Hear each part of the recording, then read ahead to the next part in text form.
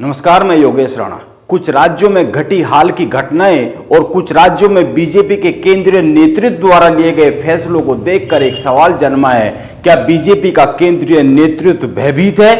क्योंकि फैसला लेने में देरी उसी समय होती है जब आत्मविश्वास डगमगाया हुआ होता है। क्या सही है, क्या गलत है, इस पर दुविधा होती है, तभी फैसले देरी से लिए जाते हैं और फैसले लेने में दिक्कत होती है। नरेंद्र मोदी और अमित शाह के बारे में कहा जाता है कि वो फैसला लेने में तनिक भी देरी नहीं करते हैं और फैसले बड़े निर्भीक होकर लेते हैं। फिर कई राज्यों में असमंजस की स्थिति क्यों दिखाई दे रही है? आप गौर कीजिए, कर्नाटक में बीजेपी हार गई। चुनाव में जीत और हार तो लगी ही रहती है, लेकिन मई में चुनाव हुआ, परिणाम आया और अब जुलाई है। बीजेपी को 66 सीटें मिली और कांग्रेस ने 135 सीटों को जीतकर प्रचंड बहुमत पाया। कांग्रेस ने थोड़ी सी खींचतान के बाद मुख्यमंत्री का चुनाव कर लिया, लेकिन मई के बाद अब आधा जुलाई गुजर चुका है। बीजेपी कर्नाटक में विपक्ष के नेता का चयन नहीं कर पा रही है। आखिर क्यों? इस क्यों के उत्तर की खोज में जाएंगे तो जितने मुंह उतनी बात सामने आएगी। लेकिन सच यह है कि बीजेपी कर्नाटक में हार के बाद अंदरूनी जंग का शिकार हो गई है। वो ना तो प्रदेश अध्यक्ष तय कर पा रही है और ना ही विपक्ष के नेता का चुनाव कर पा रही है। ऐसे में सवाल तो यह बनता है कि अमित शाह कर्नाटक भाजपा में चल रही इस जंग को क्यों नहीं रोक पा रहे हैं, सुलझा पा रहे हैं। कर्नाटक में बीजेपी के पास लोकसभा की 28 में से 25 सीटें हैं। क्या 2024 में 25 सीटें कर्नाटक में बीजेपी जीत सकती है मौजूदा हालात में? यह बड़ा सवाल है। अब बात महाराष्ट्र की करें तो यहां पर भी मंत्री परिषद विस्तार और किसके हिस्से में कितने मंत्री आएंगे, इस पर निर्णय नहीं हो पा रहा है। सीधी सी तस्वीर दिख रही है, शिंदे और अजीत पवार के बीच में पाला खिंच चुका है। इसी तरह के हालात उत्तराखंड में हैं। पिछले 1 साल से मंत्रिमंडल विस्तार की बात हो रही है, लेकिन इस पर निर्णय नहीं हो पा रहा है। इन राज्यों के साथ साथ बंगाल की चर्चा की जानी जरूरी है। अभी वहां पर पंचायत चुनाव के परिणाम आए हैं। घनघोर हिंसा के बीच आए इन परिणामों का क्या संदेश है, इस पर बात होनी चाहिए। और इस पर बात करने से पहले 2 अन्य बातों पर भी गौर कर लीजिए। मध्य प्रदेश में शिवराज सिंह चौहान को लेकर बार बार चर्चा चलती है कि उनको हटाया जा सकता है, लेकिन चाहकर भी उनको हटाया नहीं जा रहा है। और मध्य प्रदेश में चौहान और सिंधिया के बीच में एक अलग ही किस्म का पाला खिंचता हुआ दिख रहा है। इसी तरीके से राजस्थान में मजबूरी में वसुंधरा राजे की अगुवाई में फिर से बीजेपी आती हुई दिख रही है। इसीलिए यह बड़ा सवाल तो बनता है कि क्या बीजेपी प्रदेशों में नेताओं की कमी से जूझ रही है? क्या बीजेपी इतना आगे बढ़ने के बाद प्रदेशों में नेताओं की कमी से बुरी तरीके से प्रभावित होती हुई दिख रही है? या फिर बीजेपी में भी कांग्रेस की तरह के हालात बनते जा रहे हैं, निर्णय लेने में देरी हो रही है और निर्णय लेने पर दुविधा उत्पन्न हो रही है, दुविधा की स्थिति उत्पन्न होने लगी है। मैं पश्चिम बंगाल की बात कर रहा था।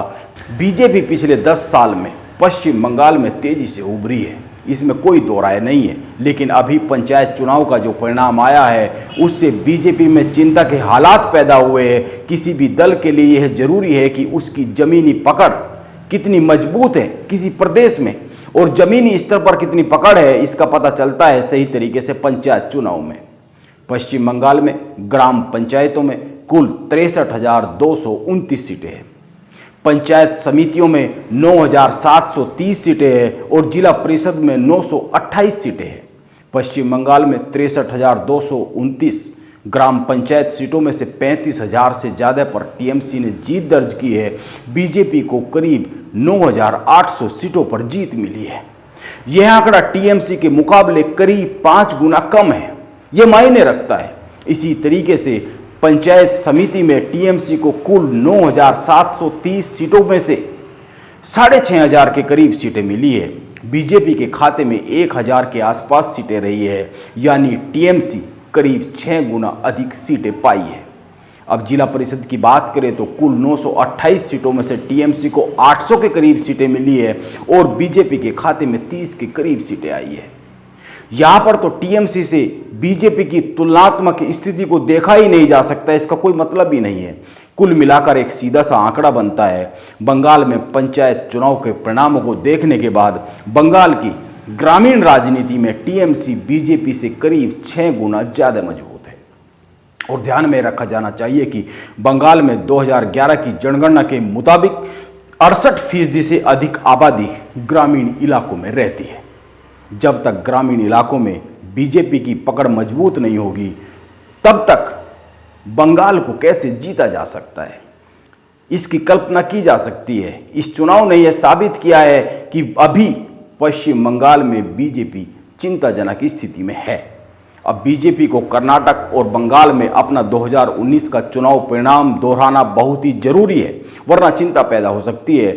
बंगाल में पिछले चुनाव में बीजेपी ने 42 में से 18 सीटें हासिल की थी। सवाल यह है कि क्या इस बार 18 सीटें बीजेपी जीत सकती है।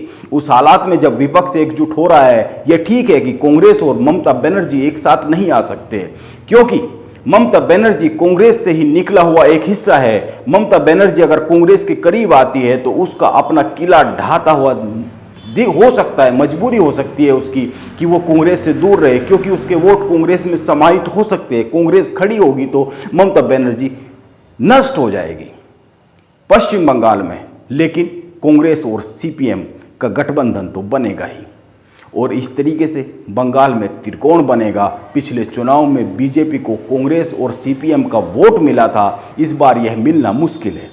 इसीलिए मैं कह रहा हूं कि बीजेपी के सामने चिंता तो साफ साफ दिख रही है। हालांकि बीजेपी की एक खासियत यह रही है कि वो चिंता का हल समय से पहले ही बखूबी निकाल लेती है। अब देखना होगा इस बार इसका हल कितना निकलता हुआ दिखता है, उस स्थिति में जब पार्टी के अंदर फैसला लेने में बीजेपी का केंद्रीय नेतृत्व बार बार दुविधा में दिखने लगा है। नमस्कार, मैं योगेश राणा।